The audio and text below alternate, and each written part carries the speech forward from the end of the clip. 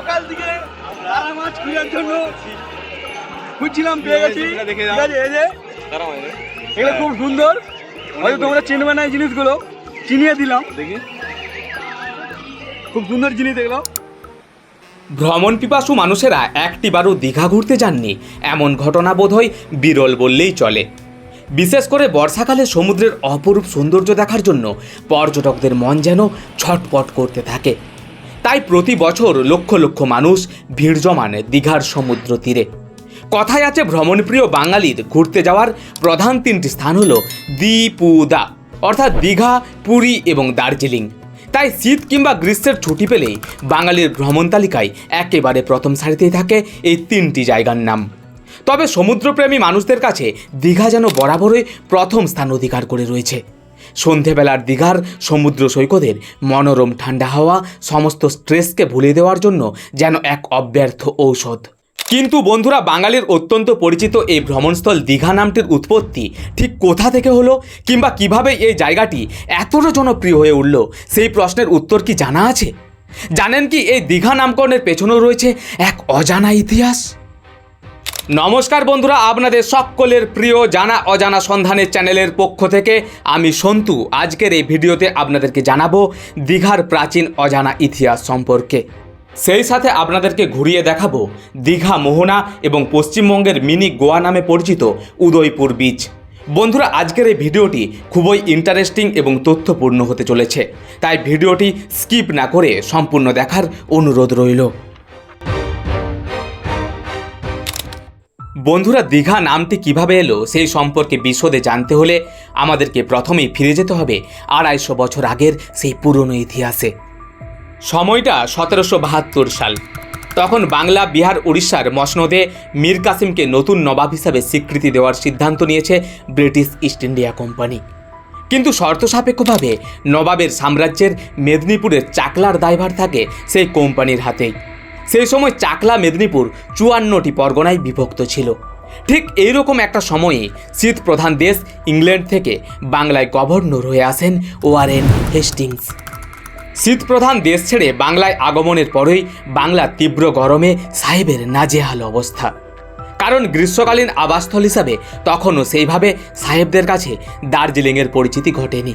আর এইরকম হাঁসফাঁস অবস্থা থেকে মুক্তি লাভের জন্য বিকল্প জায়গার অনুসন্ধান করতে করতেই হেস্টিং সাহেব পৌঁছে যান ভাগীরথীর মোহনা থেকে সমুদ্রের তীর ধরে প্রায় 30 কিলোমিটার দক্ষিণে অবস্থিত বীরকুল সমুদ্র সৈকতে। এই সমুদ্র সৈকতের মনোরম আবহাওয়া খুব সহজে আকৃষ্ট করল হেস্টিং সাহেবকে। কলকাতার প্রচণ্ড গরমের হাত থেকে রেহাই পেতে এমন মনোরম আবহাওয়া সম্পন্ন বিকল্প জায়গার সন্ধান পেয়ে সাহেব তো বেজায় খুশি। তখনও অবশ্য এই এলাকার নাম দীঘা ছিল না, বীরকুল পরগনা হিসেবে চিনত সবাই। সুতরাং ওয়ারেন হেস্টিংস এই এলাকার নতুন নাম রাখলেন ব্রাইটন অফ ক্যালকাটা। 1780 সালে তাঁর স্ত্রীকে লেখা এক চিঠিতে হেস্টিং সাহেব দীঘা তথা তৎকালীন বীরকুলকে এই নামেই উল্লেখ করেন। সমুদ্র সৈকতের এইরকম মনোরম পরিবেশ জমিয়ে উপভোগ করবার জন্য এইখানেই তিনি তৈরি করে ফেলেন একটি সুন্দর বাংলো। যদিও পরবর্তীকালে সমুদ্রের প্রবল জলোচ্ছ্বাসে তলিয়ে যায় এই বাংলোটি। তাই 1976 সালে চার্লস চ্যাপম্যান যখন বীরকুলে যান তখন তিনি হেস্টিং সাহেবের এই বাংলোটি আর দেখতে পাননি। আবার অগাস্টা সিকি সম্পাদিত বেঙ্গল গ্যাজেট পত্রিকাতেও এই বীরকুল জায়গাটির উল্লেখ পাওয়া যায়।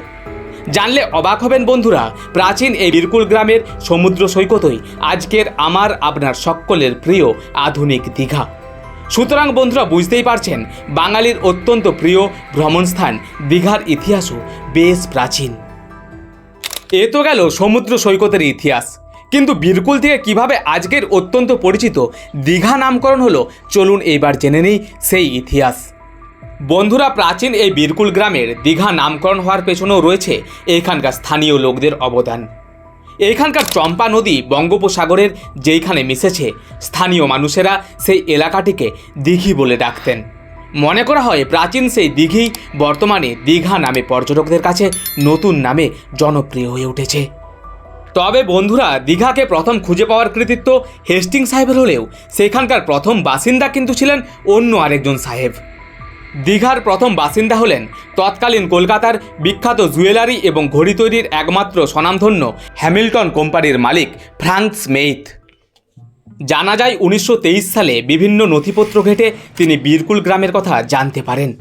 এই জায়গাটি সাহেবকে এতটাই আকৃষ্ট করে তুলেছিল যে তিনি সরাসরি হাতির পিঠে চড়ে এই এলাকায় এসে উপস্থিত হন। আর এসেই সমুদ্রের এই মনোরম প্রাকৃতিক সৌন্দর্য দেখে এতটাই মুগ্ধ হয়ে পড়েছিলেন যে তিনি এইখানেই বাড়ি বানিয়ে থাকবার কথা মনস্থির করে ফেলেন।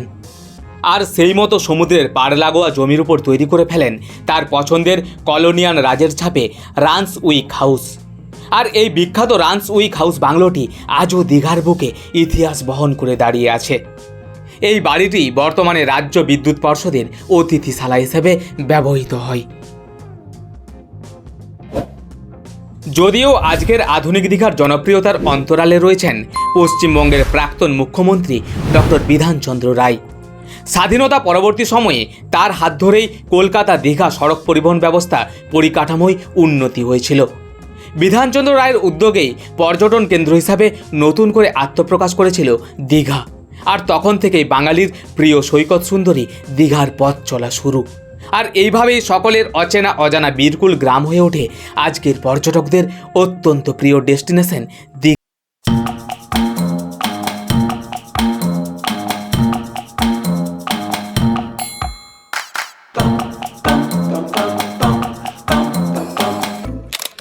চলুন বন্ধুরা, এইবার আপনাদেরকে নিয়ে যাব বাংলার মিনি গোয়াতে। হ্যাঁ বন্ধুরা, ঠিকই শুনেছেন, এই সমুদ্র সৈকতে একবার গেলে আপনি এক টুকরো গোয়ার স্বাদ অনুভব করতে পারবেন। নিউ দীঘা সমুদ্র সৈকত থেকে কয়েক কিলোমিটার দূরে অবস্থিত উড়িষ্যা সীমান্ত লাগোয়া এই বিচটি পর্যটকদের কাছে উদয়পুর বিচ নামে পরিচিত। এই বিচে একবার এলে আপনি নিজেকে হারিয়ে ফেলবেন এক অন্য জগতে। আপনার প্রিয়জন কিংবা বন্ধুদের সাথে একান্তে সময় কাটানোর জন্য এই জায়গাটির জুড়ি মেলা ভার।